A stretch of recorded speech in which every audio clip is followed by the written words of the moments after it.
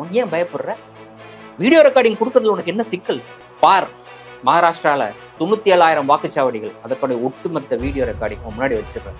என்ன பார்த்து நீ வந்து இப்படி கேட்கலாமா? நாக்கு அழிகிறாதா? இப்படி பேசணும்ல தேர்தல் ஆணையம்? உண்மையிலே நீ நேர்மையான ஆளா இருந்தா எடுத்து காமிச்சிருக்கணும்ல. அப்ப பார்த்தா தெரிஞ்சிடும்ல, ஒவ்வொரு வாக்குச்சாவடியா நம்மளால பார்க்க முடியல. இன்னைக்கு உட்காந்து கிட்டத்தட்ட 7 அடி உயரம் இருக்கக்கூடிய அவ்வளவு பேப்பரை வந்து ஆராய்ந்து இன்னைக்கு அவ்வளவு பெரிய ரிசல்ட்டை கொண்டு வந்து கொடுக்கறதுக்கு மேன் பவர் இருக்குல்ல ஒரு கட்சிக்கு, அதை செய்துல. இப்ப 94,000 வாக்குச்சாவடிகள் இருக்கக்கூடிய அந்த வீடியோவை பார்க்கறது என்ன அவ்வளவு பெரிய கஷ்டம்? பார்த்துக்கலாம்ல, தெரிஞ்சிடும்ல. வீடியோ தரமாட்டேன்ட்டாங்க.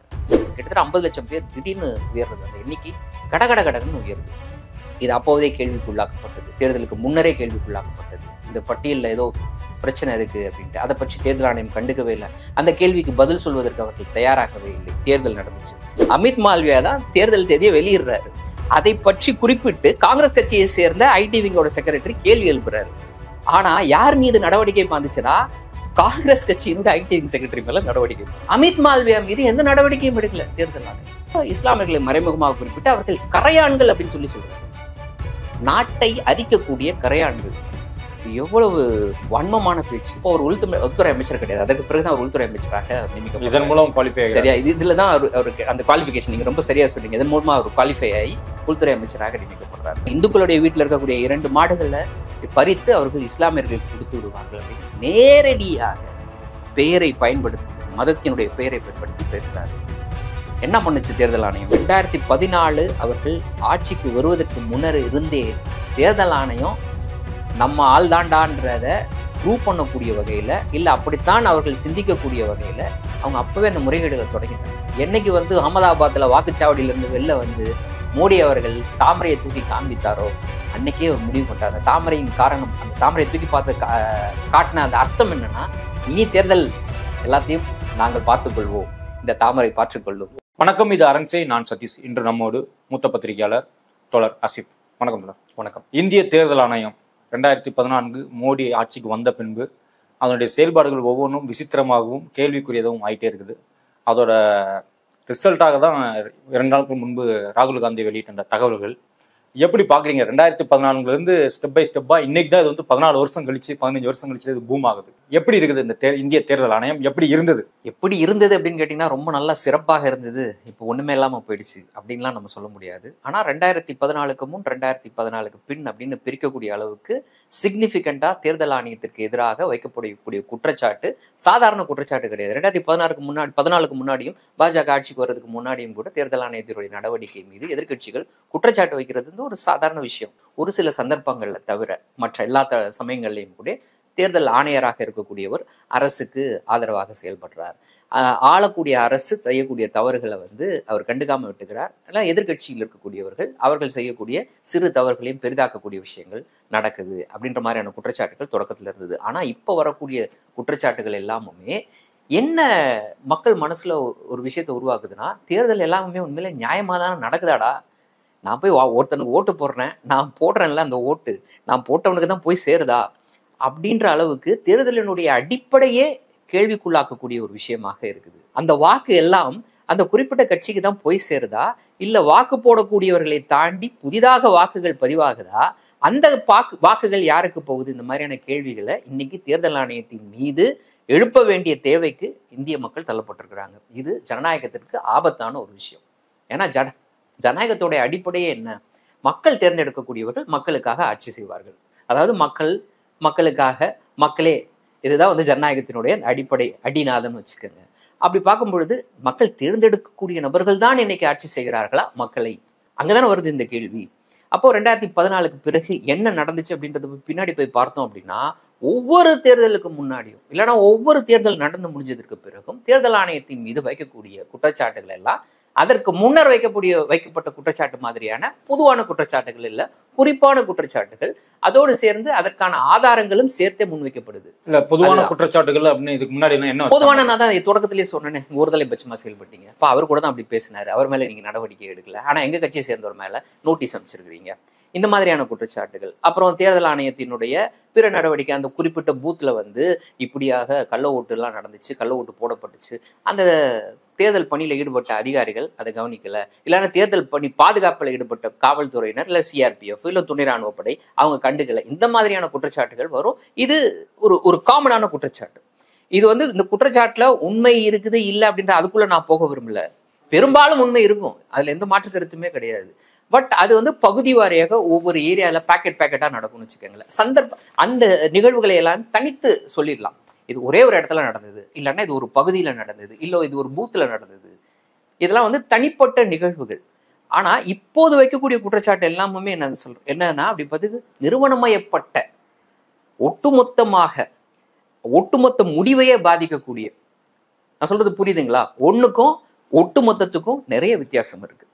ஒண்ணுன்னா எங்கேயா ஒண்ணு அங்க ஒண்ணு இங்க ஒண்ணு நடக்கிறது, ஒட்டுமொத்தமாக நடக்குது. ஒட்டுமொத்தமாக எதற்கு நடக்குது அப்படின்னா, யாருக்கு சார்பாக நடக்குதுன்னா பாஜகவுக்கு சார்பாக நடக்குது. அப்போதுதான் இது நம்ம ஜனநாயகத்தினுடைய அடிப்படையே இன்னைக்கு கேள்விக்குள்ளாக்கப்படுதா அப்படின்ற ஒரு அச்சம் நம்ம எல்லாருக்குமே எழுது. என்னன்னா 2014 மோடி அவர்கள் வந்து அவருடைய சொந்த மாநிலமான குஜராத்ல அகமதாபாத்ல இருக்கக்கூடிய ஒரு வாக்குச்சாவடியில போய் வாக்களிக்கிறாரு. வாக்களிச்சுட்டு வெளில வர்றாரு. இன்னும் ரிசல்ட்டே வரல, வாக்குப்பதிவு தான் நடந்துட்டு இருக்கு 2014. வெளியில வந்து ஊடகங்களிடம் பேசுகிறார்.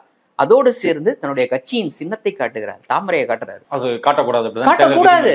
தேர்தல் நடந்துகிட்டு இருக்கும் பொழுது பிரச்சாரம், அதுக்குதானே பிரச்சாரத்தை 24 மணி நேரத்துக்கு முன்னாடி பிரச்சாரம் ஓய்ந்தது, இதுக்கு மேல யாரும் பிரச்சாரம் பண்ணக்கூடாதுன்னு ஏன் தேர்தல் ஆணையம் சொல்லுது? அப்போ அந்த சமயத்துல தேர்தல் பிரச்சாரம்னு ஒரு காலம் கொடுக்கப்படும். அந்த காலம் வரைக்கும் தான் பிரச்சாரம் செய்யணும். அதற்கு பிறகு யாரும் பிரச்சாரத்துல ஈடுபடக்கூடாது. தேர்தல் வாக்குப்பதிவு நடைபெறுவதற்கும் பிரச்சாரத்திற்கும் இடையில ஒரு 24 மணி நேரம் டைம் கொடுப்பாங்க. அந்த டைம்ல யாரும் பிரச்சாரம் பண்ணக்கூடாது. ஆனா தேர்தல் வாக்குப்பதிவு நடந்துட்டு இருக்கும்போதே அவர் வந்து ஓட்டு போட்டு வந்து தாமரை சின்னத்தை காமிக்கிறாரு. எந்த நடவடிக்கையும் இல்லை. அதுக்கு பிறகு அவர் தான் பிரதமராக தேர்ந்தெடுக்கப்பட்டாரு. அவர் தான் இது வரைக்கும் பிரதமராக இருக்கிறாரு. அவர் மேல எந்த ஆக்ஷன் இல்லை. அப்புறம் நீங்க இதெல்லாம் எதிர்பார்க்கலாம். தேர்தல் ஆணையத்தை ஒட்டி மட்டும் பேசுறதுனால நம்ம இந்த இதை மட்டும் பேசணும். மற்ற விஷயங்கள்லாம் இருக்குது, இன்னும் பல குற்றச்சாட்டுகள்லாம் இருக்கு. அப்புறம் அதற்கு பிறகு இதே மாதிரி இது மாதிரியான குற்றச்சாட்டுகள் அப்படின்னு பாத்தீங்கன்னா அடுத்தடுத்து நடந்துகிட்டே இருந்ததுன்னு சொல்லலாம். 2017 நினைக்கிறேன், கர்நாடகாவினுடைய அசம்பிளி தேர்தல், சட்டமன்ற தேர்தல். அந்த தேர்தல் தேதி நல்லா புரிஞ்சுக்கங்க. தேர்தல் தேதி அப்படின்றது எலெக்ஷன் கமிஷன் முடிவு செய்யக்கூடியது. மக்களுக்கு எலெக்ஷன் கமிஷன்னா என்னன்னு புரிய வேண்டிய தேவை இருக்கு. எலெக்ஷன் கமிஷன் வந்து ஒரு இண்டிபெண்டா சுதந்திரமாக செயல்படக்கூடிய ஒரு அமைப்பு. நல்லா புரிஞ்சுக்கணும். கான்ஸ்டிடியூஷன்ல வரையறுக்கப்பட்ட ஒரு அமைப்பு. இந்தியாவினுடைய அரசியல் சாசனம் வரையறுத்திருக்கக்கூடிய ஒரு அமைப்பு. அந்த அமைப்பு தான் பொதுவாக நின்று தேர்தலை நடத்தக்கூடியது. அப்ப அதற்கு சில அதிகாரங்கள், தேர்தல் காலங்களிலே சில அதிகாரங்கள் இருக்கு தேர்தல் கமிஷனுக்கு. அந்த நிர்வாக ரீதியாக சில விஷயங்களை செய்வது, போலீஸ்காரர்களை மாற்றுறது தொடங்கி யாரெல்லாம் நியமிக்க கூடாதுன்றது வரைக்கும் அவ்வளவு அதிகாரம் அதுக்கு இருக்கு. அப்புறம் காவல்துறையை தன்னுடைய கட்டுப்பாட்டில் கொண்டு வர்றது, காவல்துறைக்கு உத்தரவு பிறப்பிக்கிற வரைக்குமான அதிகாரம் இருக்கு. துணை ராணுவ படையை வைத்து தேர்தலை நடத்தக்கூடிய அதிகாரம் இருக்கு. இது எதோடு சாராமல் இருக்கும்னா, அப்போது ஆளக்கூடிய அரசுக்கும் இந்த தேர்தல் ஆணையத்தினுடைய நடவடிக்கைகளுக்கும் எந்த வகையிலும் தொடர்பே இருக்காது. தேர்தல் ஆணையம் வந்து ஒரு விஷயத்த சொல்லுச்சுன்னா, அப்ப ஆளக்கூடிய அரசு ஒன்று இருக்குது, அப்ப அதுகிட்ட இது ஒரு விஷயத்த சொல்லுது, இந்த கலெக்டரை தூக்கி மாத்துங்க, இந்த எஸ்பியை தூக்கி அங்க போடுங்க, இந்த கமிஷனரை மாத்துங்க, இதெல்லாம் சொன்னா செய்யணும். தேர்தல் ஆணையத்துக்கு அந்த அதிகாரம் இருக்கு. ஸோ அவ்வளவு இண்டிபெண்டா செயல்படக்கூடிய அமைப்பு அப்படின்ற போது எதிர்கட்சிகளாக இருக்கக்கூடியவருக்கும் ஆளும் கட்சியாக இருக்கக்கூடியவர்களையும் சமமாக நடத்த வேண்டும். இவர்கள் தவறு செய்தாலும் கண்டிக்கணும், அவர்கள் தவறு செய்தாலும் கண்டிக்கணும். இவர்களும் அவர்களும் சமமாக பிரச்சாரம் செய்வதற்கான வாய்ப்பை ஏற்படுத்தி கொடுக்கணும். அது ரொம்ப முக்கியம். இப்போ ஆளக்கூடிய கட்சிகள் எதிர்கட்சிகள் பிரச்சாரம் செய்ய விடாமல் தடுக்கிறதுக்கான யுக்திகளை பலலாம் கையாளுவாங்க. அப்போ அந்த மாதிரியான விஷயங்கள்லையும் தலையிட்டு அதை தடுத்து நிறுத்தணும். அப்புறம் ஆளும் கட்சிக்குன்னு அதிகமாக பணம் செலவு பண்ணுவதற்கான வாய்ப்புகள் நிறையா இருக்கும். அப்புறம் அரசு எந்திரத்தை பயன்படுத்துவதற்கும் வாய்ப்பு இருக்கும். எல்லாருக்கும் நல்லா தெரியும், இந்தியாவில் எமர்ஜென்சி வந்ததுக்கு காரணமே தேர்தல் ஆணையத்தினுடைய நேர்மையான நடவடிக்கையின் தான். இந்திரா காந்தி அவர்கள் அரசு அதிகாரியாக இருந்த ஒருவரை தன்னுடைய தேர்தல் பிரச்சாரத்துக்கு பயன்படுத்தினார் என்பதுதான் வழக்கு. அந்த வழக்குல தான் அவர் போட்டியிட்டது செல்லாது என்று அறிவிக்கப்பட்டது. அதைத் தொடர்ந்து தான் இந்தியாவில் எமர்ஜென்சி கொண்டு வரப்பட்டது. இது வரலாறு. ஒரு அதிகாரியை பயன்படுத்தணும், சரியா? ஒரே ஒரு அதிகாரியை பயன்படுத்தினார்ன்றதுக்காக இப்ப யோசிச்சு பாருங்க. அப்போ தேர்தல் ஆணையம் எப்படி செயல்பட வேண்டும்ன்றதுக்கான முன்னுதாரணம் நமக்கு இருக்கவே இருக்குது, நம்முடைய அரசியல் வரலாற்றுல இருக்கு. வெளியில வந்து தாமரையை காமிக்கிறாரு, அவர் மேல எந்த நடவடிக்கை இல்லை. அப்புறம் கர்நாடக மாநிலத்தினுடைய அசம்பிளி எலெக்ஷன், அந்த எலெக்ஷன் டைம்ல தேர்தல் ஆணையம் வந்து வெளியிடுவதற்கு முன்னாடியே, தேர்தல் தேதியை வெளியிடுவதற்கு முன்னரே பாஜகவினுடைய IT wing secretary Amit Malviya அவர் என்ன பண்றாரு, தேர்தல் தேதியை அவர் வெளியிடுறாரு அவரோட ட்விட்டர்ல. எப்படி அவனுக்கு முன்கூட்டியே தெரிஞ்சுது? இந்த கேள்வி இருக்குல்ல. அப்ப தேர்தல் ஆணையம் இண்டிபெண்டா செயல்படுதா? அப்ப ஆளுங்கட்சிக்கு முன்கூட்டியே தகவலை சொல்லுதா, இல்ல ஆளுங்கட்சியோடு உறவாடி அவங்களோட சொல்லி தேதி அறிவிக்கப்படுகிறது, அவங்களோட பேசி அதற்கு பிறகுதான் இந்த தேதி அறிவிக்கலாமா அப்படின்றது முடிவுபடுதான். அப்போ அவர் ட்விட்டர்ல வெளியிடுறாரு. அதை பற்றி காங்கிரஸ் கட்சி கேள்வி எழுப்புது. நல்லா புரிஞ்சுக்கோங்க, அமித் மால்வியா தான் தேர்தல் தேதியை வெளியிடுறாரு. அதை பற்றி குறிப்பிட்டு காங்கிரஸ் கட்சியை சேர்ந்த ஐடி விங்கோட செக்ரட்டரி கேள்வி எழுப்புறாரு. ஆனா யார் மீது நடவடிக்கை வந்துச்சுன்னா காங்கிரஸ் கட்சியினுடைய ஐடி விங் செக்ரட்டரி மேல நடவடிக்கை, அவர் மேல எஃப்ஐஆர் வரைக்கும் போட்டாங்க. அவர் என்ன பண்ணிருப்பாரு, ரீட்வீட் பண்ணிருப்பாரு இந்த தேதியை போட்டு. அவர் மேல எஃப்ஐஆர் பாயுது. அமித் மால்வியா மீது எந்த நடவடிக்கையும் எடுக்கல தேர்தல் ஆணையம். யோசிச்சு பாருங்க, யார் தேர்தல் தேதியை முன்கூட்டியே வெளியிட்டது, அதை பற்றி கேள்வி எழுப்பியவர் மீது நடவடிக்கை, வெளியிட்டவர் மீது நடவடிக்கையே கிடையாது. 2017 நடந்துச்சு. 2019 நாடாளுமன்ற தேர்தல், நம்முடைய உள்துறை அமைச்சர் அமித்ஷா அவர்கள் அவரு ஊர் ஊரா போய் பிரச்சாரம் பண்றாரு. இப்போது வரைக்கும் இந்த பிரச்சார யுக்தியை அவங்க கையாளுறாங்க. எங்க போய் பிரச்சாரம் பண்ணாலும் கூட மக்களிடையே பிளவை ஏற்படுத்தக்கூடிய அடிப்படையில், அதாவது மத ரீதியாக பிளவுகளை ஏற்படுத்தக்கூடிய வகையில் அந்த பிரச்சாரம் அப்படின்றது. அப்போ வெஸ்ட் பெங்காலில் அவர் மேற்கொள்ளக்கூடிய பிரச்சாரத்துல இஸ்லாமியர்களை மறைமுகமாக குறிப்பிட்டு, அப்போ வராது அப்பயாவது மறைமுகமாக குறிப்பிட்டு பேசினார். அதுக்கு பிறகு 2024 இவர் பேசினார் பார்த்தீங்களா, அவருக்கு அப்புறமா வர. இப்போ 2019 இஸ்லாமியர்களை மறைமுகமாக குறிப்பிட்டு அவர்கள் கரையான்கள் அப்படின்னு சொல்றாரு. நாட்டை அரிக்கக்கூடிய கரையான்கள். இது எவ்வளவு வன்மமான பேச்சு. தேர்தல் ஆணையத்தினுடைய விதிகளை மீறக்கூடியது. தேர்தல் ஆணையத்திற்கு விதி இருக்கு.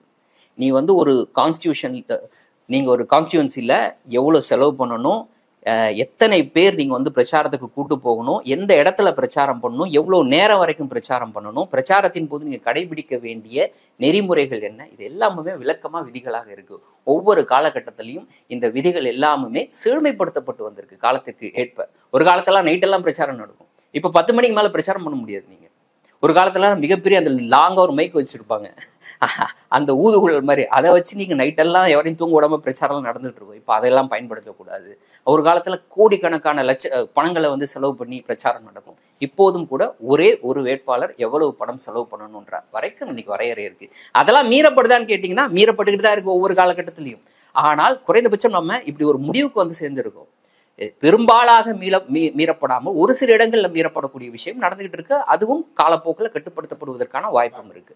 சரியா? அப்படி இருக்கும் பொழுது உள்துறை அமைச்சர் அமித்ஷா அவர்கள் பேசியது மிகப்பெரிய தவறான விஷயம். அப்போ அவர் உள்துறை அமைச்சர் கிடையாது. அதற்கு பிறகுதான் அவர் உள்துறை அமைச்சராக நியமிக்கப்பட்டார். இதன் மூலம் குவாலிஃபை. சரியா? இதுலதான் அவருக்கு அந்த குவாலிஃபிகேஷன் நீங்க ரொம்ப சரியா சொன்னீங்க. இதன் மூலமா அவர் குவாலிஃபை ஆகி உள்துறை அமைச்சராக நியமிக்கப்படுறாரு. அந்த தேர்தலுக்கு முன்னாடி பேசுறாரு, கரையான்கள்னு பேசுறாரு.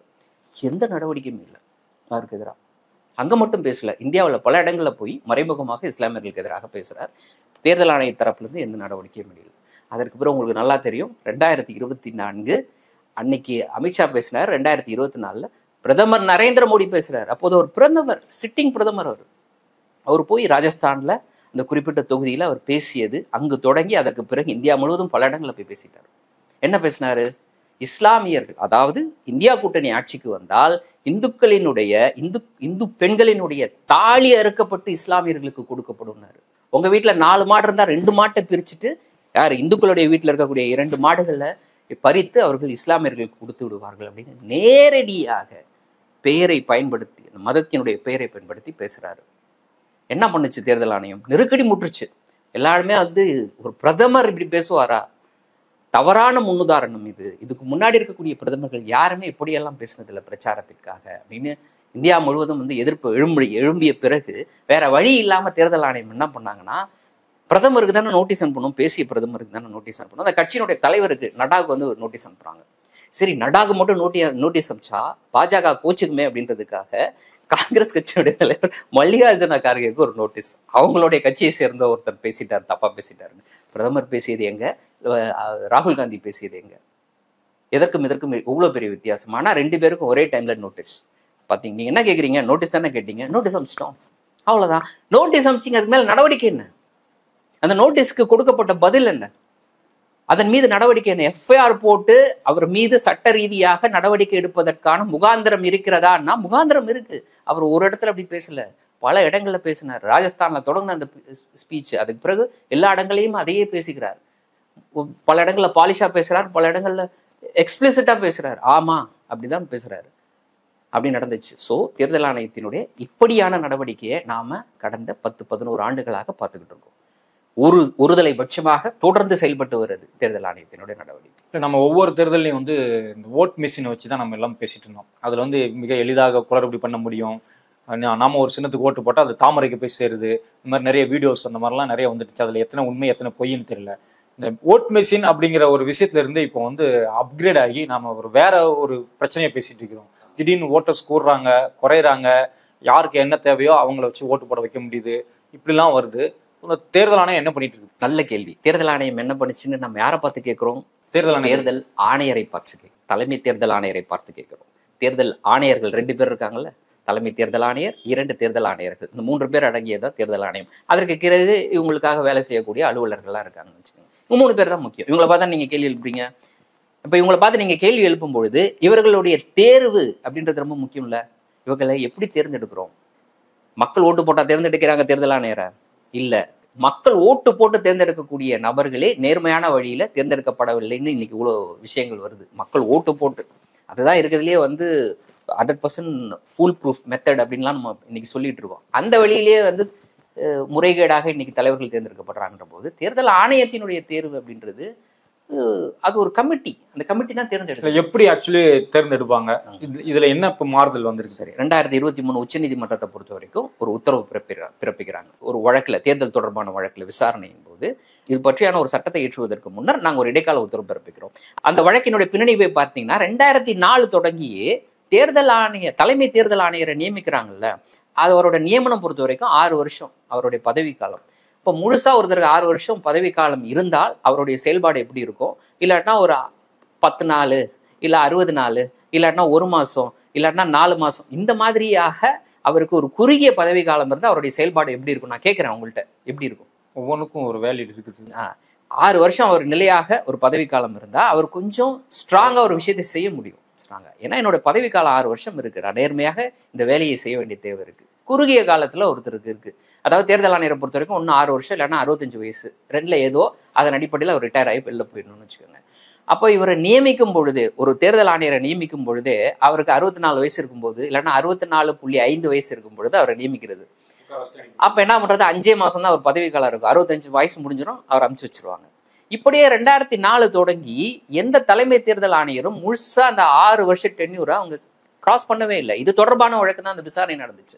அப்போ தேர்தல் ஆணையர், தலைமை தேர்தல் ஆணையரை தேர்ந்தெடுப்பது அப்படின்றது, அந்த வழிமுறை என்றது ரொம்ப முக்கியம். அதுதான் வந்து நேர்மையாக அந்த தேர்தல் ஆணையம் செயல்படுவதற்கான அடிப்படையே.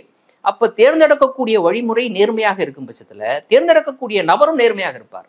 அதுதான் அதனுடைய அடிப்படை. அப்போ உச்சநீதிமன்றம் சொல்லுது, நான் இடைக்காலமா ஒரு உத்தரவு பிறப்பிக்கிறேன், நீங்க இது தொடர்பா ஒரு சட்டத்தையே கொண்டு வந்துருங்க அப்படின்னு சொல்லிட்டு இந்த இடைக்கால உத்தரவுல என்ன சொல்றாங்கன்னா, தலைமை தேர்தல் ஆணையர்களை தேர்ந்தெடுக்கக்கூடிய அந்த குழுவில் பிரதமர், எதிர்க்கட்சி தலைவர், உச்சநீதிமன்றத்தினுடைய தலைமை நீதிபதி, இந்த 3 பேர் அடங்கிய குழு அமைக்கப்படணும். இந்த குழு தான் வந்து தேர்தல் ஆணையர்களை தேர்ந்தெடுக்கணும் அப்படின்னு சொல்லி உத்தரவு போடுறாங்க. அப்ப யோசிச்சு பாருங்க, பிரதமர் ஆளுங்கட்சியை சேர்ந்தவர். ஆக்சுவலா நீங்க அதற்கு வேற மாதிரி விளக்கம் கொடுத்தாலும் கூட அவர் ஆளுங்கட்சியை சேர்ந்தவர் தான், சரிங்களா? அப்புறம் எதிர்க்கட்சி தலைவர், எதிர்க்கட்சிகளுடைய பிரதிநிதி, அடுத்து 3வது பொதுவான நபர் உச்சநீதிமன்றத்தினுடைய தலைமை நீதிபதி, சரிங்களா? இந்த 3வது நபர் ரொம்ப முக்கியமானவர். ஏன்னா இவங்க 2 பேரும் வந்து ஒருத்தருக்கு ஆதரவு தெரிவிக்கும் போது இவர் யாருக்கு ஆதரவு தெரிவிச்சாரோ அவர் தான் வந்து தேர்தல் ஆணையராக நியமிக்கப்படுவதற்கான வாய்ப்பு இருக்கு. ஸோ இது வந்து ஒரு நல்ல வழிமுறை இருக்கிறதுலேயே. அதாவது இதுதான் சிறந்ததுன்னு சொல்லல, இருக்கிறதுலே இதுதான் பெஸ்ட்.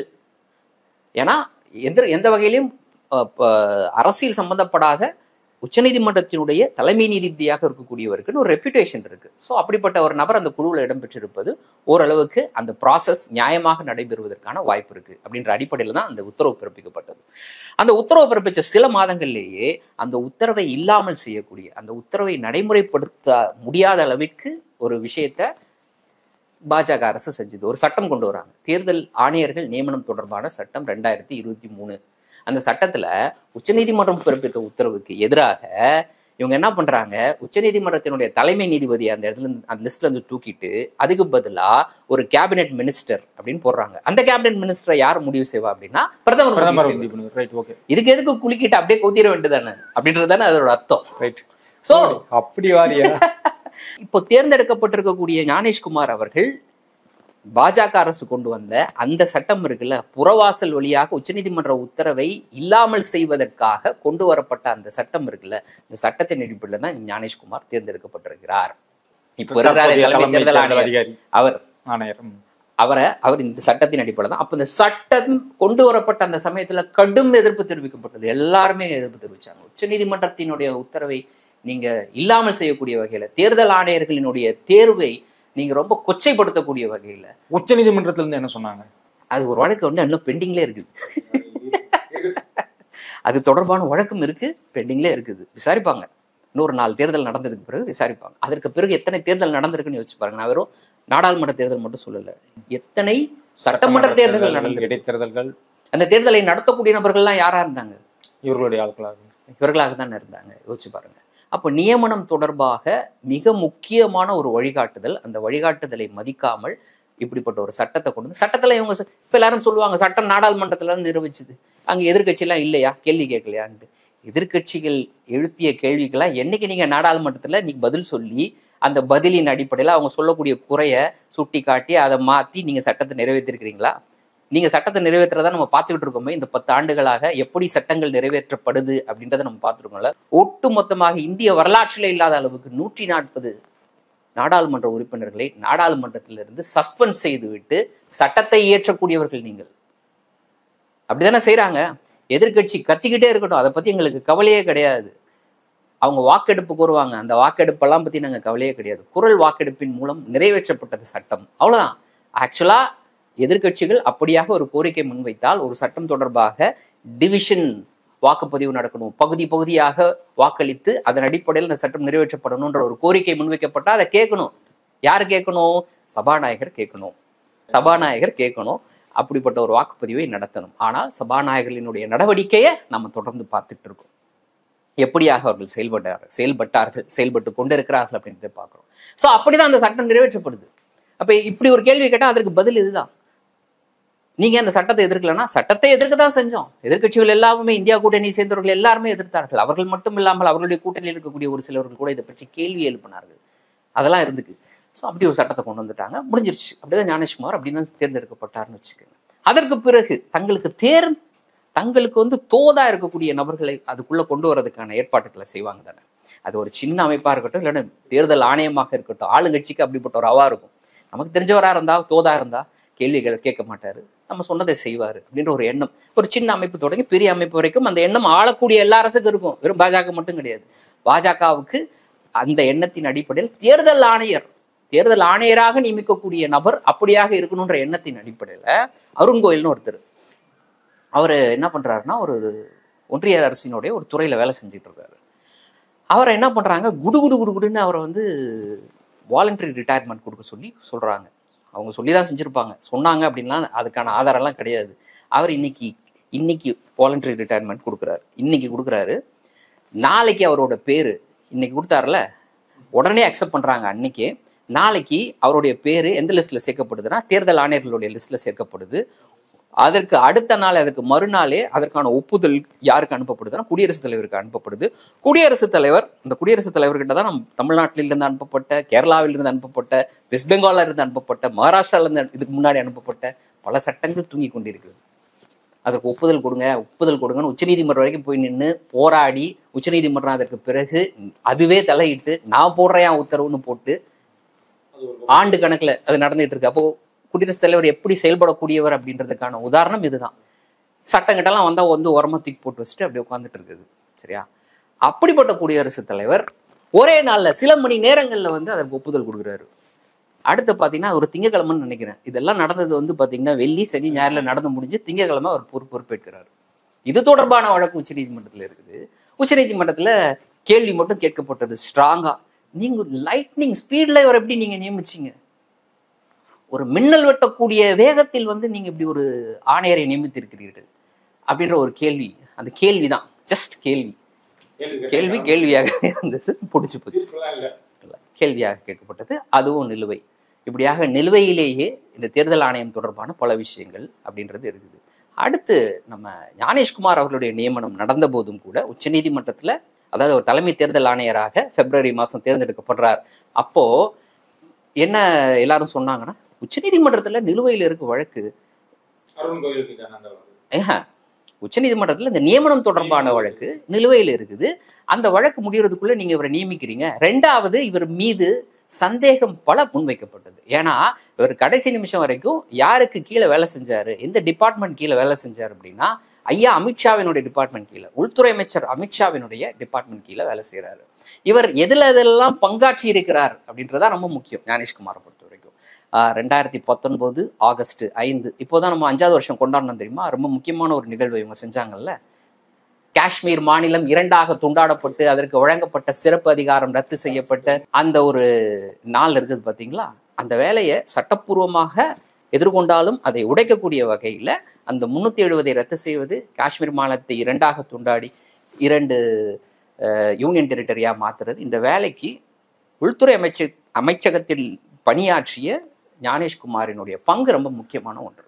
அவர் தான் அதுக்கான ஃபெசிலிட்டேஷன்லாம் பண்ணது, உட்காந்து அதை டிராஃப்ட் பண்ணது வரைக்கும் அவர் தான் அப்படின்னு சொல்றாங்க. அப்படிப்பட்ட முக்கியமான நபர். வேற இவர் என்ன முக்கியமாக வேலையை பண்ணியிருக்கிறார் அப்படின்னு பார்த்தீங்கன்னா, 2019 ஒரு தீர்ப்பு ஒன்று வந்துச்சு தெரியல, மிக சிறந்த தீர்ப்பு. அதாவது ராமர்கிட்ட கேட்டுட்டு சொன்ன. ஆமா, அதுக்கு தீர்ப்பு வழங்குறதுக்கு முன்னாடி நாள் போய் ஒரு கடவுள் முன்னாடி கை கட்டி உட்கார்ந்தார்ல, யாரு, நம்முடைய முன்னாள் உச்சநீதிமன்ற சந்திரசூட் அவர்கள். இப்படியாக அந்த கடவுளே அருள் பாவித்து அதன் மூலமாக கொடுக்கப்பட்ட தீர்ப்பு. அதாவது பாபர் மசூதி இருந்த இடம் அப்படின்றது ராமர் கோவில் கட்டுவதற்கு தகுதியான இடம்.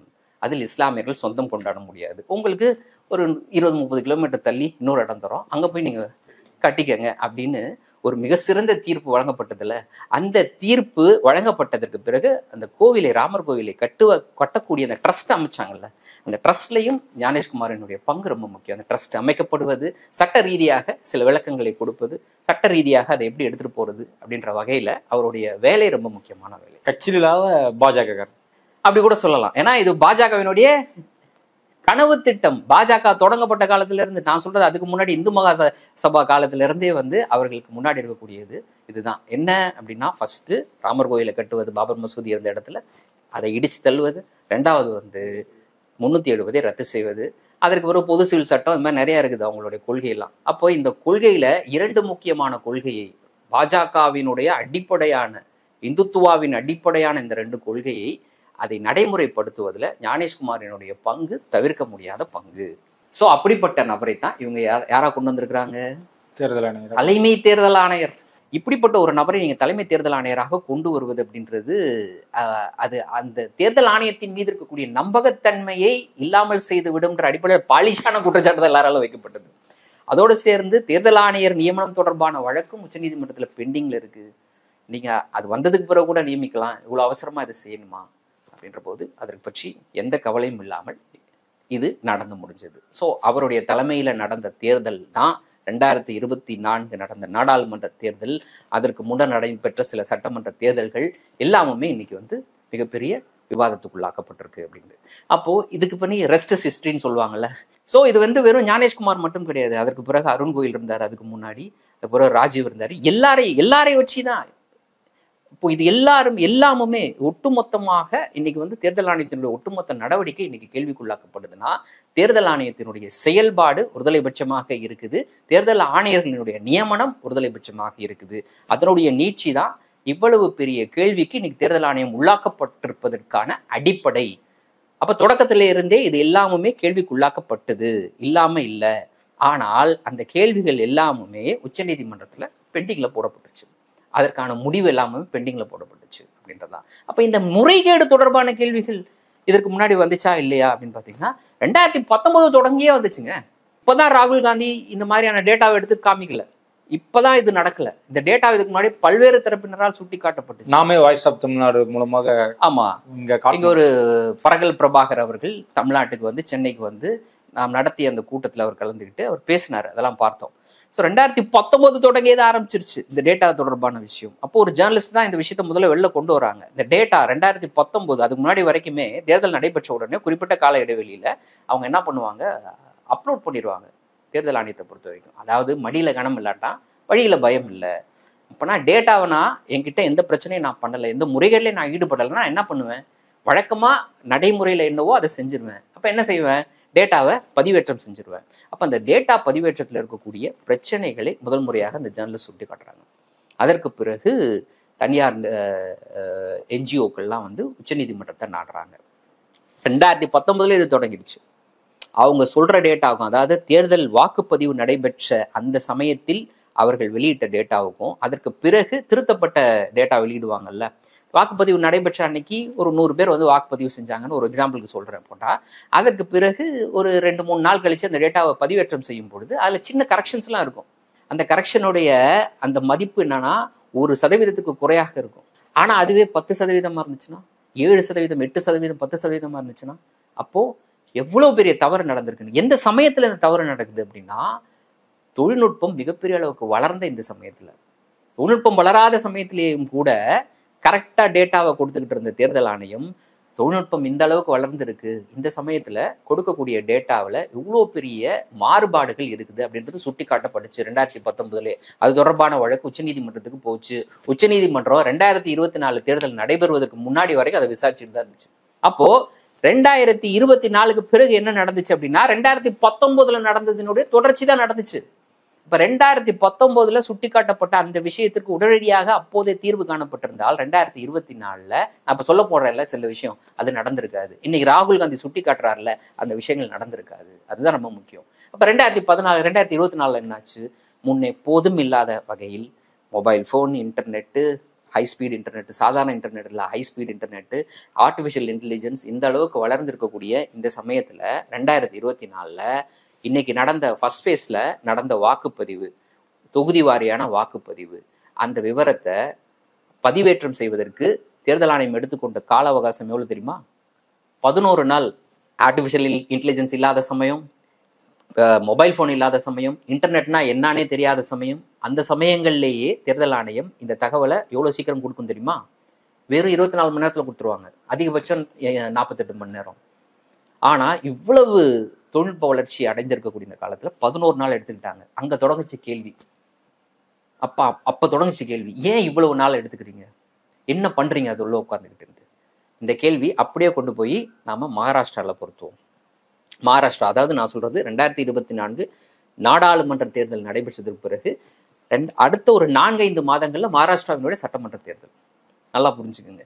2024 நாடாளுமன்ற தேர்தல்ல மகாராஷ்டிரால பெரும்பான்மையான இடங்கள்ல யார் வெற்றி? இந்தியா கூட்டணி வெற்றி. அதை ஒட்டி 4 மாசத்துல தான் நாடாளுமன்ற தேர்தல். நல்லா புரிஞ்சுக்கோங்க. அந்த 4 மாசம் நாடாளுமன்ற தேர்தல். இந்த நாடாளுமன்ற தேர்தல் நடைபெறுவதற்கு இடைப்பட்ட காலத்திலேயே, அதாவது நாடாளுமன்ற தேர்தலுக்கு தான் அவங்க என்ன பண்ணியிருப்பாங்க, தேர்தல் ஆணையம் ஒவ்வொரு தேர்தலுக்கு முன்னாடியும் என்ன பண்ணுவாங்க, வாக்காளர் அந்த எண்ணிக்கை இருக்குல்ல, வாக்காளர் பட்டியல், அதை திருத்தம் செய்வாங்க. அந்த திருத்தம் செய்து இறுதி வாக்காளர் பட்டியலை வெளியிடுவாங்க. அந்த இறுதி வாக்காளர் பட்டியலின் அடிப்படையில் தேர்தல் நடைபெறும். சரிங்களா? அப்போ இப்போதுதான் இறுதி வாக்காளர் பட்டியல் வெளியிட்டு இருக்கிறாங்க. 4 மாசத்துல தேர்தல், மற்றொரு இறுதி வாக்காளர் பட்டியல், திருத்தப்பட்ட வாக்காளர் பட்டியல் வருது. அதுல கூடுதலாக கிட்டத்தட்ட 50 லட்சம் பேர் சேர்க்கப்படுறாங்க. எப்படா எங்கந்திரா திடீர்னு 50 லட்சம் குழந்தைங்க பிறந்துச்சு, அவங்க எப்படா திடீர்னு 18 வயசு அடைஞ்சாங்க? இந்த மாதிரியான கேள்வி இருக்குல்ல. இல்லைன்னா யாரு போன வருஷம் வரைக்கும் இருந்தவங்க இன்னைக்கு 54 லட்சம் பேர் திடீர்னு வந்து எப்படி அதிகமாவாங்க? கிட்டத்தட்ட 50 லட்சம் பேர் திடீர்னு உயர்றது, அந்த எண்ணிக்கை கடகடன்னு உயருது. இது அப்போதே கேள்விக்கு உள்ளாக்கப்பட்டது, தேர்தலுக்கு முன்னரே கேள்விக்கு உள்ளாக்கப்பட்டது. இந்த பட்டியலில் ஏதோ பிரச்சனை இருக்கு அப்படின்ட்டு அதை பற்றி தேர்தல் ஆணையம் கண்டுக்கவே இல்லை. அந்த கேள்விக்கு பதில் சொல்வதற்கு அவர்கள் தயாராகவே இல்லை. தேர்தல் நடந்துச்சு. தேர்தல் நடைபெறுவதற்கு முன்னர் வரக்கூடிய கருத்து கணிப்புகள், ஒட்டுமொத்தமாக பெர்செப்ஷன் எல்லாமுமே என்னவாக இருந்துச்சுன்னா, இந்தியா கூட்டணி வெற்றி உறுதி அப்படின்றதாகத்தான் இருந்துச்சு. இந்தியா கூட்டணி வெற்றி உறுதி. ஆனால் வந்த முடிவு அதற்கு நேர்மாறானது. யாரும் எதிர்பார்க்காத வகையில் மகாராஷ்டிராவில் பாஜக கூட்டணி வெற்றி பெறுது. சரி, வெற்றி பெற்றுச்சு.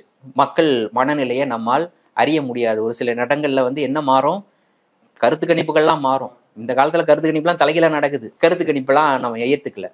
ஆனா தேர்தல் நடந்த முறை சரியா அப்படின்ற ஒரு கேள்வி இருக்குல்ல.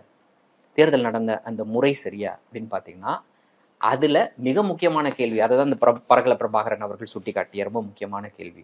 இப்போ தேர்தல் நடக்கக்கூடிய விதம் நமக்கு தெரியும். காலையில 8 மணிக்கு வாக்குப்பதிவு தொடங்குச்சுன்னா சாயந்தரம் 5 மணி வரைக்கும் வாக்குப்பதிவு. 5 மணி அந்த சமயத்துல வாக்குப்பதிவு முடிவடையக்கூடிய அந்த சமயத்துல ஒரு பூத்துல போய் நீங்க நின்றுருந்தீங்க, 5 மணி ஆயிடுச்சு, இன்னும் நீங்க உள்ள போல, பூத்துல நின்றுட்டு இருக்கீங்க அப்படின்னா, பூத்துல அந்த டைம்ல வரிசையில் நிற்கக்கூடியவர்கள் எல்லாரும் என்ன பண்ணுவாங்க, டோக்கன் கொடுப்பாங்க. அதற்கு பிறகு மெயின் கேட்டை மூடிடுவாங்க. அதற்கு பிறகு யாரும் உள்ள வர முடியாது. புது ஆள் ஏற்கனவே நின்றுட்டு இருக்கவங்க நிக்கலாம். வாக்களிச்சுட்டு போகலாம். எவ்வளோ டைம் ஆனாலும் அவங்க வாக்களிக்கலாம். நல்லா புரிஞ்சுக்கோங்க, 5 மணி தாண்டி எவ்வளோ டைம் ஆனாலும் வாக்களிக்கலாம். இதுதான் நடைமுறை. இப்படி 5 மணி அப்புறம் ஒரு தேர்தல் நடைபெறுதுன்னா ஒவ்வொரு 2 மணி நேரம் அந்த வாக்குப்பதிவு நடைபெறக்கூடிய அந்த நாளில் ஒவ்வொரு 2 மணி நேரத்துக்கு ஒரு தடவை தேர்தல் ஆணையம் என்ன கொடுக்கும்? வாக்கு சதவீதம் கொடுக்கும். இவ்வளவு சதவீதம் வாக்காயிருக்கு, இவ்வளவு சதவீதம் பதிவாயிருக்கு, இவ்வளவு சதவீதம். கடைசியா 5 மணிக்கு இந்த மூடுறோம்ல, அந்த டைம்லயே வாக்கு சதவீதம் எவ்வளோன்னு சொல்லி கொடுக்கும் தேர்தல் ஆணையம். அதற்கு பிறகு அன்னைக்கு நைட்டு 11 மணிக்கு மேல ஒரு வாக்கு சதவீதம் கொடுக்கும். அந்த 11 மணிக்கு மேல கொடுக்கக்கூடிய வாக்கு சதவீதம் எதை உள்ளடக்கியது? நான் உங்ககிட்ட கேட்கிறேன்.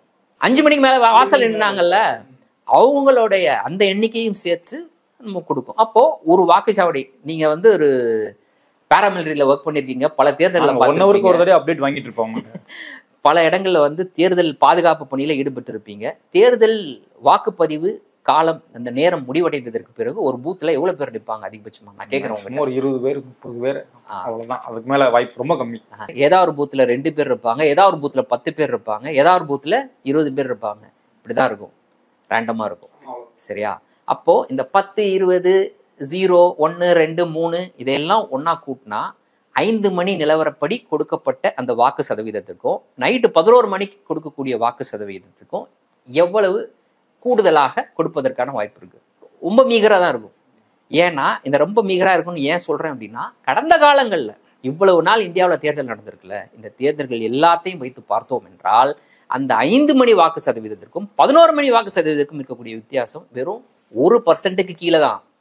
அதாவது 5 மணிக்கு 55% வாக்குப்பதிவுன்னு சொல்லிட்டு தேர்தல் ஆணையம் கொடுத்துருந்துச்சுன்னா 11 மணிக்கு 56%. அதிகபட்சமா நான் சொல்றது, அதிகபட்சமாக உயரக்கூடியது 56% தான், இல்லைன்னா 56%க்கு கீழே தான். இப்படிதான் இவ்வளோ காலகட்டம், இவ்வளோ காலமா வந்து தேர்தல் நடந்திருக்கு, இவ்வளோ காலமா நமக்கு கிடைச்ச டேட்டா. ஆனால் மகாராஷ்டிரா மாநிலத்தில் அப்படியாக இல்லை, தலைகீழாக இந்த விஷயம் மாறி இருந்துச்சு.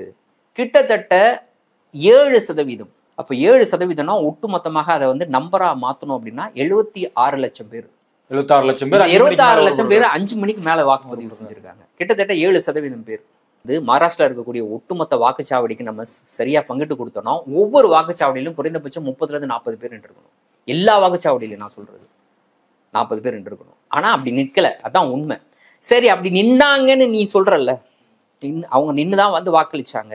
ஒவ்வொரு வாக்குச்சாவடியிலும் 30 பேர் நின்னாப்பா வாக்களிச்சாங்க. அப்ப அது எதுல பதிவாயிருக்கும்? சிசிடிவில பதிவாயிருக்கும். அதுதானே ராகுல் காந்தி கேட்கிறாரு. வீடியோ ரெக்கார்டிங் கொடுங்கன்னு கேட்கிறாருல, எடுத்து காமிச்சிட வேண்டியது என்ன? உங்களுக்கு தான் மடியில பயம் இல்லைல்ல, உன் ஏன் பயப்படுற? வீடியோ ரெக்கார்டிங் கொடுக்கறதுல உனக்கு என்ன சிக்கல்?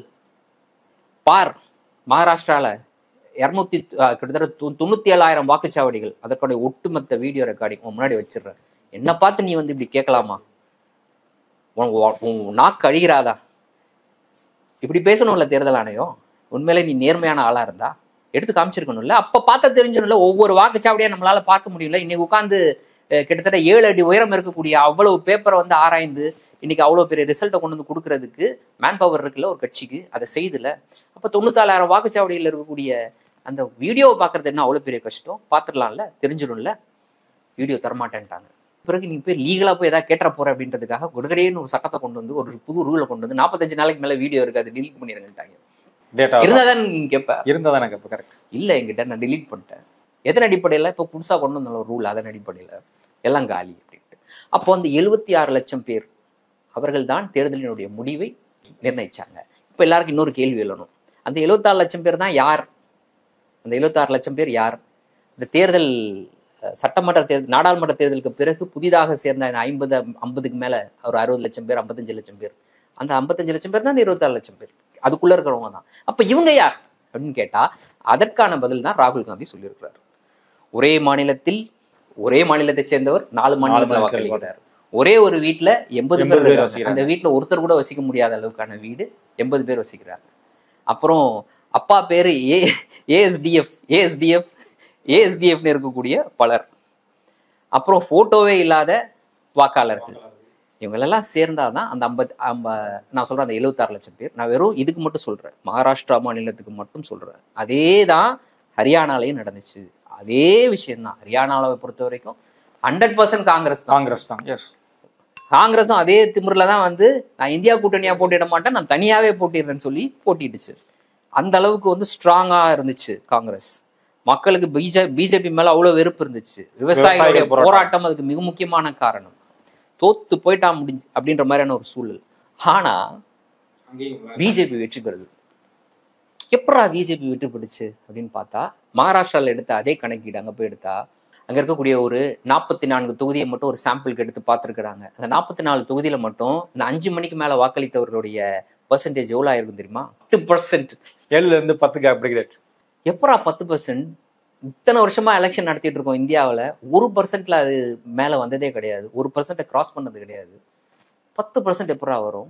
அப்ப அது தேர்தலில் தாக்கம் செலுத்துதா இல்லையா? மகாராஷ்டிரால நடந்தது, அப்படியே ஹரியானால நடக்குது. அதே மாதிரி ஜார்க்கண்ட்ல போய் எடுத்து பாக்குறாங்க. ஜார்க்கண்ட் முதிமோச்சா வெற்றி பெறுது. ஆனா பிஜேபி வெற்றி பெற்ற அந்த தொகுதிகளில் மட்டும் அந்த 5 மணிக்கு மேல வாக்களித்தவர்களுடைய எண்ணிக்கை 1%க்கு மேல இருக்கு. எல்லா இடத்துலயும் மேட்ச் ஆகுது. இது வெறும் ஒரு இடத்துல இல்ல, எல்லா இடத்துலயும் மேட்ச் ஆகுது. அப்போ தேர்தலையே களவாடுகிறார்கள். என்னென்ன வழிகளில் களவாடுறாங்க பாக்குறீங்கல்ல? எவ்வளவு மோசமாக களவாடுறாங்க பாக்குறீங்கல்ல? அப்போ 2014 அவர்கள் ஆட்சிக்கு வருவதற்கு முன்னர் இருந்தே தேர்தல் ஆணையம் நம்ம ஆள்தாண்டான்றத ப்ரூவ் பண்ணக்கூடிய வகையில, இல்ல அப்படித்தான் அவர்கள் சிந்திக்கக்கூடிய வகையில அவங்க அப்பவே அந்த முறைகேடுகளை தொடங்கிட்டாங்க. என்னைக்கு வந்து அகமதாபாத்ல வாக்குச்சாவடியிலிருந்து வெளில வந்து மோடி அவர்கள் தாமரையை தூக்கி காண்பித்தாரோ அன்னைக்கே ஒரு முடிவு கொண்டார். அந்த தாமரையின் காரணம், அந்த தாமரையை தூக்கி பார்த்து காட்டின அந்த அர்த்தம் என்னன்னா, இனி தேர்தல் எல்லாத்தையும் நாங்கள் பார்த்துக்கொள்வோம், இந்த தாமரை பார்த்துக்கொள்ளும், ஓய்வெடுங்கள் மற்றவர்கள் அப்படின்றதான அர்த்தம். அப்படித்தானே அதை நம்ம புரிஞ்சுக்கணும். இப்ப எல்லாருமே இன்னொரு கேள்வி கேட்பாங்க, அப்போ மற்ற மாநிலங்கள்லாம் வந்து ஜெயிச்சிருக்கு, காங்கிரஸ் கட்சி ஜெயிச்சிருக்கு, தமிழ்நாட்டுல திமுக ஜெயிச்சிட்டு இருக்கு. இப்ப நான் அவங்ககிட்ட திருப்பி கேட்கறது, இதெல்லாம் உங்க கண்ணுக்கு உறுத்துதுல? இதெல்லாம் உங்க கண்ணுக்கு உறுத்துதுல? ஞாபகப்படுத்தி விட்டுறாங்கடா அவங்களுக்கு. இப்ப இவங்களும் தோக்கணும். அப்ப இதையும் நீங்க செய்யறதுக்கு தயாரா இருக்கிறீங்க. அப்படிதான் உங்களுக்கு நம்ம பதில் சொல்லணுமே தவிர, அதற்காக இந்த சாம்பிளை வச்சுக்கிட்டு நாங்க வந்து இதெல்லாம் மறுக்க முடியாது. இது சயின்டிபிக்கா கையில இருக்க டேட்டா, இதை எப்படி நான் மறுக்க முடியும்? இது இருக்குது என் டேட்டா, இதுக்கு பதில் நீ சொல்ற. நாங்களாம் நல்லவங்க, எங்களெல்லாம் இப்படி பேசலாமா? நீங்க வேணா எழுத்துப்பூர்வமா கொடுங்க. இதுக்கு மேல என்னத்த எழுத்துப்பூர்வமா உங்களுக்கு கொடுக்குறது? நடவடிக்கை எடுங்க. நீங்க எல்லாருமே கண்ணு போட்டீங்கன்னு நினைக்கிறேன். எப்படின்னா எல்லாத்தையும் அதிகரிச்சுட்டே இருக்காங்கன்னு. இப்போ பீகார்ல நடக்கிற SIR மெத்தட்ல 22 லட்சம் பேர் இறந்து போயிட்டதா வந்து ஓட்டர் லிஸ்ட்ல இருந்து பேர் எடுத்துக்கிட்டாங்க. ஆக்சுவலி ஜனவரி 1ஆம் தேதி வருஷம் எத்தனை பேர் இறந்து போனாங்கன்னு ஒரு அறிக்கை கொடுக்கும் எலெக்ஷன் கமிஷன் இந்தியா. அதுல 4 லட்சம் பேர் இறந்து போயிருக்கதா சொல்லியிருக்கிறார் எலெக்ஷன் கமிஷன் இந்தியா. ஜனவரி 1ல இருந்து இப்போ இந்த டேட் வரைக்கும், இந்த 6 மாசம் 7 மாசத்துல 22 லட்சம் பேர் இறந்து போனதா அறிக்கை கொடுத்து. நீங்க நேர்ல போனீங்க, மக்களை சந்திச்சோம். அங்க இருக்கிற ML ஆபீஸ்ல பேசிட்டு இருக்கும்போது அங்க இருக்கிற குணால், மார்க்சிஸ்ட் லெனினிஸ்டோட ஜெனரல் செக்ரட்டரி குணால் அவர் வந்து இந்த தகவலை சொல்றாரு. 1ஆம் தேதி வரைக்கும் 4 லட்சம் பேர் இறந்துருக்காங்க, இந்த 6 மாசத்துல 22 லட்சம் பேர் இறந்துட்டாங்க. நீங்க கூட்டிட்டு தானே இருந்தீங்க, இந்த நான் குறைச்சி காட்டிட்டேன்னு ஒரு குறைச்சி கட்டிட்டாரு ஞானேஷ்குமார். யோசிச்சு பாருங்க. அப்ப நான் SIR பத்தி பேசவே இல்லை. SIR இன்னொரு வகையான, இதையும் செய்யறது யாரு? தேர்தல் ஆணையம். இதையும் தேர்தல் ஆணையம் தான் செய்யுது. அப்போ ஒட்டு மொத்தமாக 8 கோடி வாக்காளர்களை, நீ யாருமே வாக்காளர் கிடையாது, ஃபர்ஸ்ட்ல இருந்து வா, கோட்டெல்லாம் அழிச்சிட்டு, இந்த சூரிய பரோட்டா சாப்பிட்ட கதை தான் இது. நான் சாப்பிட்டதெல்லாம் நீ நம்ப மாட்ட, நீ கோட்டெல்லாம் அழிச்சுக்கோ, ஃபர்ஸ்ட்ல இருந்து நான் கோடு போடு, நான் சாப்பிட்றேன் ஃபர்ஸ்ட்ல இருந்து அப்படின்ற மாதிரி தான் இன்னைக்கு பீகார்ல 8 கோடி வாக்காளர்களும் இன்னையில இருந்து நீங்க வாக்காளர்கள் கிடையாது, நீங்க முதல்ல இருந்து ஃபர்ஸ்ட்ல இருந்து வாங்க, ஃபர்ஸ்ட்ல இருந்து அப்ளிகேஷனை கொடுங்க, அதுவும் நான் கேட்குற டாக்குமெண்ட்டை மட்டும் தான் கொடுக்கணும். நீங்க வந்து நானே உங்களுக்கு கொடுத்த அந்த தேர்தல் அடையாள அட்டையை எப்பிக்க கொடுக்கக்கூடாது. நான் அரசு அங்கீகரித்த எல்லாத்தையுமே கொண்டு போய் அதோட என்னன்னு சொல்றீங்களே, ஆதாரோடைய உங்களுடைய அதை இணைத்தீர்களா, அதோட இதை இணைத்தீர்களான்னு அந்த ஆதாரையும் நான் ஏத்துக்க மாட்டேன். சுப்ரீம் கோர்ட் சொன்னாலும் ஏத்துக்க மாட்டோம். ஆனா நான் சொல்லுவேன், ஒரு 11 டாக்குமெண்ட் அதை கொண்டு வா, அப்பதான் நீ வந்து யார் வாக்காளர். அப்ப எல்லாம் போட்டு சுப்ரீம் கோர்ட்டுக்கு போய் இடைக்கால தடை கேட்டு சுப்ரீம் கோர்ட்டு அப்படி அதை மழுப்பி கிளிப்பி கடைசியில வந்து ஃபைனல் லிஸ்ட் அந்த டிராஃப்டை கொடுத்துட்டாங்க. அந்த டிராஃப்ட்ல கிட்டத்தட்ட 50 லட்சம் பேர் இடம்பெறல. அந்த மாநிலத்துடைய முன்னாள் துணை முதலமைச்சர் அவருக்கே வந்து அவருடைய பேரை இடம்பெறல. அதற்கு பிறகு அவர் வேற கார்டு வச்சிருக்கிறாருன்றாங்க. இப்படி பல குழப்பம். நான் சொல்றது இந்த மாநிலத்தினுடைய முன்னாள் துணை முதலமைச்சருக்கே அந்த நிலைமை தான். அவரால் போய் அந்த கார்டை மாற்றி இன்னொரு கார்டை வாங்க முடியும்? சாதாரண மக்களால் அதை செய்ய முடியுமா? ஒரு சாம்பிள் அது. ஆக்சுவலா தேர்தல் ஆணையம் 1000 விளக்கம் கொடுக்கலாம். அவர் வச்சிருக்கக்கூடிய பழைய கார்டு அது. 2022 அவர் தாக்கல் செய்யும் போது இந்த கார்டை கொடுக்கலாம், அந்த கார்டை கொடுத்தாரு. பட் ஒரு கார்டு இருக்குல்ல, அவர் பேர்ல இருக்குல்ல, அது உண்மைதானே. அவர் வந்து போலி கார்டெல்லாம் வைக்கலையே. அப்போ அதே மாதிரியான நிலைமை இன்னொரு சாதாரண மக்களுக்கு இருந்தா அவன் போய் எங்க போய் இது பழைய கார்டு இந்த புது கார்டுன்னு நிக்க முடியும்? வாய்ப்பே இல்லைல்ல. இப்போ நேற்று ஹிந்துல ஒரு முக்கியமான செய்தி வந்துச்சு. நீக்கப்பட்ட அந்த 54 லட்சம் பேர் நீக்கப்பட்டிருக்கிறாங்கல்ல, அந்த நீக்கப்பட்டவர்கள்ல பெரும்பான்மையாக எந்தெந்த மாவட்டங்கள்ல இஸ்லாமியர்கள் பெரும்பான்மையாக இருக்கிறார்களோ அந்த மாவட்டத்துல இந்த நீக்கப்பட்டவர்களுடைய எண்ணிக்கை அதிகமாக இருக்கிறது அப்படின்றத கண்டுபிடிச்சிருக்கிறாங்க. அப்போ அவர்கள் எதை நோக்கி அதை நகர்த்தி இருக்கிறாங்க? ஒரு குறிப்பிட்ட சமூகத்தினர், ஒரு குறிப்பிட்ட நபர்கள் நமக்கு வாக்களிக்க மாட்டாங்க, அவங்க ஏன் அதில் இருக்கணும்? அந்த லிஸ்ட்ல ஏன் அவங்க இருக்கணும்? இருந்தால் யாருக்கு போய் வாக்களிப்பாங்க? எதிர்கட்சிக்கு வாக்களிப்பாங்க. தூக்கு அவங்கள டைரெக்டாக சொல்ல முடியாது. அப்போது இன்டைரக்டாக ஒன்று சொல்லு, இவர்கள் எல்லாம் வந்தேரிகள், இவர்கள் எல்லாம் பங்களாதேஷிகள், பங்களாதேஷ்லேருந்து சட்டத்திற்கு புறம்பாக இந்தியாவிலிருந்து குடியேறியவர்கள் அப்படின்னு ஒரு கதையை கட்டு. 2019 சொன்னார்ல உள்துறை அமைச்சர் அமித்ஷா, கரையான்கள், அதே மாதிரி தான் இவர்கள் எல்லாம் கரையான்கள் அப்படின்னு சொல்லி அவர்களால் கொடுக்க முடியாத சில டாக்குமெண்ட்ஸை கேட்டு, டாக்குமெண்ட்ஸ் உண்மையிலே அவர்கள் கொடுத்தார்களா, கொடுத்தும் கூட அவர்களுடைய பேர் நீக்கப்பட்டுச்சா, இதெல்லாம் வெளிப்படையாக நடக்கவே இல்லைல்ல. நீங்க தான் போய் பார்த்தீங்களா நேர்லையா? அங்க கொடுத்தது எல்லாருமே ஆதார் கார்டும் ஓட்டர் ஐடி தான், வேற எதுவும் இல்லை. அவங்கள்ட்ட ரேஷன் கார்டு மட்டும் தான் இருக்குது, அதுக்கு மேல வேற ஒன்றும் இல்லை. இப்போ என்னன்னா அவங்க கையில பிடி இருக்குது, தேர்தல் ஆணையம் நினைச்சா யாருனாலும் எடுக்கலாம். ஏன்னா யாருக்கும் டாக்குமெண்ட் இல்லை. அவர்கள் எல்லாருமே இவருக்கு பாஜகக்கு எதிர் ஓட்டு தான் போடுவாங்க அப்படிங்கிறது உறுதியானது. ஸோ அவங்கள ஃபில்டர் பண்றதுல இது இந்த விஷயத்த முன்னெடுத்துட்டு இருக்காங்க. அப்புறம் ப்ளஸ் இன்னொரு பயத்தை கொடுக்குறாங்க. என்ன அப்படின்னா, நீ என்னை எதிர்த்து பேசினா உன்னை நான் நினைச்சா நீ இந்திய மகனே இல்லை, இந்திய குடிமகனே இல்லை அப்படிங்கிற அளவுக்கு நான் பயம் காட்டலாம். இதோட அர்த்தம் அதுதான். தேர்தல் ஆணையத்திற்கு ஒரு நபர் இந்தியாவோட குடிமகனா இல்லையா அப்படின்றத நிர்ணயம் செய்யக்கூடிய அதிகாரம் கிடையாது தேர்தல். ஆனா உங்களுக்கு ஒரு பயத்தை கொடுத்துட்டாங்க. தேர்தல் ஆணையத்துக்கு அதிகாரம் கிடையாது, பட் அதை செஞ்சுக்கிட்டு இருக்காங்கன்றேன். அங்க நீ வாக்களிக்க உரிமை இல்லை அப்படின்னா என்ன அர்த்தம்? நீ இந்திய குடிமகன் கிடையாதுன்னு அர்த்தம். இந்த விஷயம் வெறும் பீகாரோட நிக்க போறது கிடையாது. அடுத்து தமிழ்நாட்டிற்கு இன்னும் சில மாதம் கூட கிடையாது, அடுத்த மாசம் இன்னும் 2 மாசத்துல தொடங்க போகுது இந்த கூத்திங்க நடக்க போகுது. ஸோ இந்த டிசம்பர்ல இருந்து அந்த விஷயம் தொடங்கும். அப்ப அவர்கள் இன்னைக்கு பீகார் மக்கள்கிட்ட என்னென்ன கேட்டாங்களோ அதே தான் இங்க இருக்கக்கூடிய மக்கள்கிட்டையும் கேட்பார்கள். அப்ப கேட்கக்கூடிய நபர்கள் நியாயஸ்தர்களா, அவர்களுடைய நோக்கம் என்ன, இதையெல்லாம் அறிந்து அதற்கு மக்கள் எதிர்வினை ஆற்ற வேண்டும். இதுதான் இதை பார்க்கக்கூடியவர்களுக்கு முன்வைக்கக்கூடிய கோரிக்கை. அதாவது இதுக்கு முன்னாடி மக்கள் ஓட்டு போட்டு ஆட்சியாளர்களை தேர்ந்தெடுத்தாங்க. இப்பொழுது ஆட்சியாளர்கள் யார் ஓட்டு போடணும்னு மக்களை தேர்ந்தெடுத்து இருக்காங்க. அதுதான் இப்போ நடந்துட்டு இருக்குது. தேர்தல் ஆணையம் அதை சிறப்பாக செய்து கொண்டிருக்கிறது. இன்றைய தினம் நம்மளோடு கலந்து கொண்டு பல முக்கியமான விஷயங்களை பகிர்ந்து கொண்டதுக்கு நன்றி. வாய்ப்புக்கு நன்றி. மீண்டும் ஒரு நிகழ்ச்சியில் சந்திப்போம் நண்பர்களே. அரண்சை நண்பர்களுக்கு வணக்கம். அரண்சை ஊடகம் சுயேட்சையாக இயங்குவதற்காகவே உருவாக்கப்பட்டது. நாம் செய்கிற வேலை உண்மையிலேயே மக்களுக்காக செய்கிறோம் என்பதை நீங்கள் நம்பினால், வாய்ப்பு இருந்தால் இந்த ரேசர் பே கியூஆர் கோடுக்குள்ளே நீங்கள் அதை ஸ்கேன் பண்ணி எங்களுக்கு உங்களால் இயன்றதை விருப்பம் இருந்தால் ஆதரவு தெரிவிக்கலாம்.